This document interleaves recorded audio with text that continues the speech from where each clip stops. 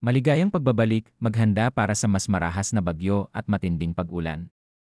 Mangyaring i-like ang video na ito at ibahagi sa iba upang makakuha sila ng tamang impormasyon at mag-subscribe sa aking channel upang makakuha ng susunod na mahalagang babala. Salamat! Patuloy na naapektuhan ng Intertropical Convergence Zone o ITCZ ang Visayas, Mindanao at Palawan. May umiiral ding shear line sa bahagi ng Cagayan at Isabela, habang easterlies naman ang nakakaapekto sa nalalabing bahagi ng Luzon. Ang Northeast Monsoon ay nakakaapekto rin sa Ilocos Region, Cordillera Administrative Region, at nalalabing bahagi ng Cagayan Valley. Forecast weather conditions sa Visayas, Mindanao, at Palawan. Makakaranas ng maulap na kalangitan na may kalat-kalat na pag-ulan at pagkulog-pagkidlat dahil sa gezi.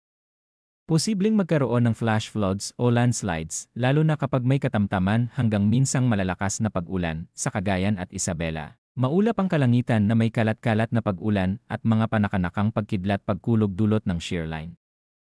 Bantayan ang posibilidad ng flash floods o landslides sa Ilocos Region, Cordillera Administrative Region, at nalalabing bahagi ng Cagayan Valley. Bahagyang maulap hanggang maulap na kalangitan na may mga pulupulong mahihinang pag-ulan dahil sa northeast monsoon.